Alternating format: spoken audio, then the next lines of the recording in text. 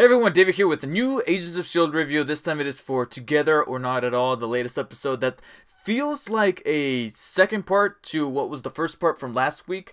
It feels like a two-parter. It really does continue what exactly happened at the end of the last episode, which is that Fitz and the rest of the crew, Daisy, and even Coulson from the other side of the station are pretty much just free.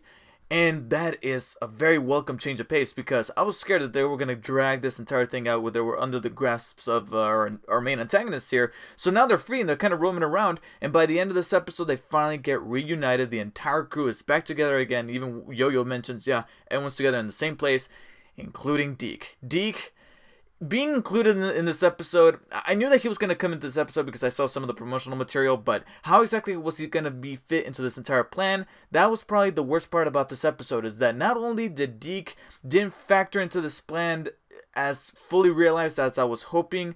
I mean, that still has yet to be seen, especially when we get our heroes to the surface, as they look to be getting there probably in the next episode.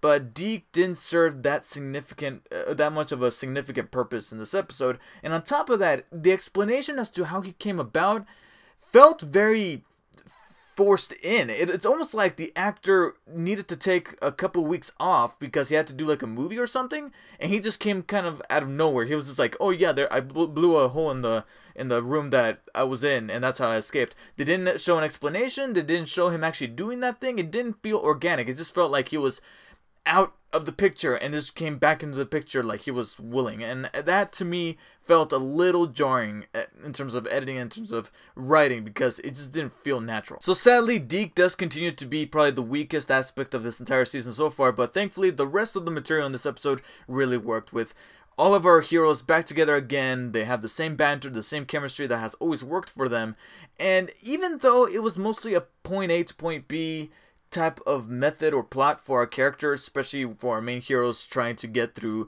to the surface, there were things that were incredibly compelling throughout the entire episode that kept the momentum going, even though I found this to be probably one of the, I don't want to say slower episodes, but the episode was just so short that I felt like nothing really happened for our main heroes except that they got from point A to point B. But like I said, significant things were kind of fleshed out as it progressed. For one, I love the inclusion of this new Inhuman. I can't remember the kid's name, but I liked them a lot. I felt like he needed to stick with the group, and I was sad to see him kind of stick around, but I'm glad that he's taking Mac and Yo-Yo with him. So I'm looking forward to seeing how their cleansing of the station and them doing some type of super heroics around the entire station is going to play out in future episodes, whether it be the next one or the one after that.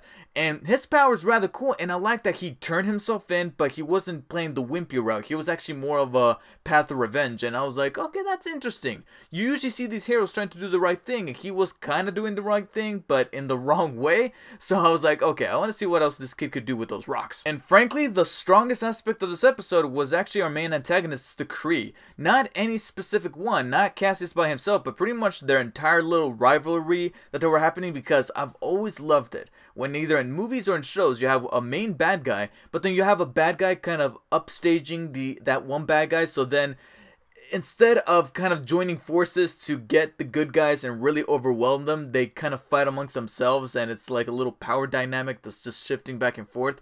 And not only does that provide some really fun moments between these two villains, because you're like, wow guys, you're so caught up with your egos that you're not paying attention to maybe taking advantage of trying to get the best of our heroes, but also it provides opportunities to flesh out our main villain and kind of sympathize him, which is exactly what happened in this episode. And I love that that happened to Cassius. He showed a side of vulnerability, especially when he, as God, I can't remember her name, but Ball Lady and Serena, something like that, when she even points out that he was begging, and it was disgusting to them because of how much they really think of themselves, the Kree species. It's really compelling seeing someone who was just full of himself throughout the entire season thus far actually showing a weak side, actually showing the facade kind of breaking down, and him being like, please just do this for me. And there's a weakness there, and showing a weakness to somebody who was just gun-ho the entire time, I was like, okay, this adds dimension to this character. And out of all people, it was his brother, played by Samuel Roken, coming forward saying like, hey, you're nothing but a disgrace.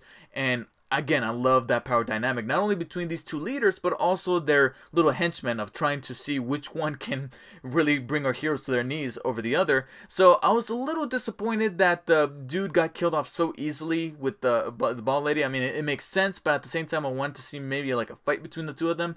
But I don't think it was in the budget. And the same exact thing goes for Samuel Rukin, who's one of my favorite actors, character actors within the television industry. And I'm hoping that maybe he breaks in through over to film, because I loved him in Turn, and it was a delight to see him here in Agents of S.H.I.E.L.D. So it was a little sad to me personally that he had to go out at the end of this episode, because I was disappointed seeing him get killed.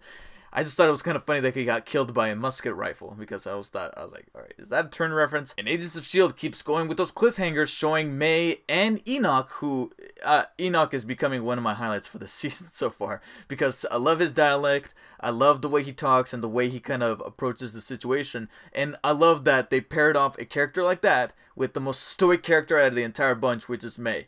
And seeing them not only up on the surface trying to survive, but then they get taken by these masked group. They were like the Tusken Raiders from Star Wars. That's how they looked like. I was expecting at one moment for them to be like, "Aah!" But it's revealed at the end that they were actually headed up by someone who kind of kept the S.H.I.E.L.D. legacy going, and that someone was Robin from all those years back, that little girl that we saw during the Fitz-centric episode. I was expecting it to maybe be Simmons, but I guess it would make sense, much more sense for her to actually be dead at that point. Just sad, but at the same time logical. So Robin being the one here to kind of tell the prophecy and keep it alive amongst the service. Interesting. Where exactly is Deke's father, supposed father? I think we're still gonna have to remain for that to be seen, especially when our heroes finally crash land at the after they did so at the end of this episode and they finally get reunited. The only little nitpick I would have is that these cliffhangers are coming at the expense that maybe May's not getting the screen time that she kind of deserves. I mean, I understand that she's had plenty of other storylines within the past seasons to be fleshed out. It's just that she's badass and she's cool, and I love the banter between her and Enoch, that so many of these cliffhangers have been reliant on May being kind of whistled away or just taken away or something. You know, like the last time that we saw a cliffhanger like this, she was injured by Sonara, I think that was her name.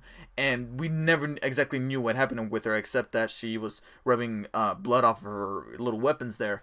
And now it's this one. So I'm like, she gets the short end of the stick screen time wise, but I think it's building up to something cool. So I'm interested. I'm intrigued. And I'm checking my timer here, making sure it's correct, because usually I go on a little longer, but this will be a short review only because it really was that type of episode where I got our characters from point A to point B, and because of that, I will admit I didn't like it as much as prior episodes I have within the past few weeks, especially the Fitz specific episode, as well as the last one directed by Clark Gregg. This one fell short, but only because it felt like a part 2.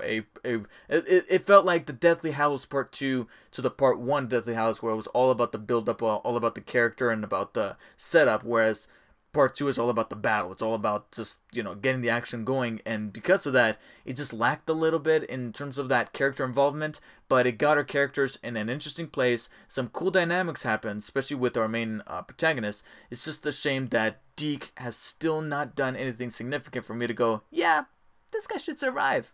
So I'm hoping that that will turn up in the preceding weeks, but who knows. For the meantime, I will give Together or Not at All a low 8 out of 10. Truthfully, there's not much more that I can say about this episode, so please let me know your guys' thoughts in the comments below. Make sure you show your support with the video by hitting the like and share, and of course subscribe for more Agents of S.H.I.E.L.D. reviews and more things coming very soon that I'm kind of excited about, especially with some brand new technologies and stuff like that that I'm kind of checking out. And make sure to not only subscribe, but check out the community tab on my channel. I post some polls here and there to ask you guys what you would love to see next on this channel. Until next time, guys, see you all later.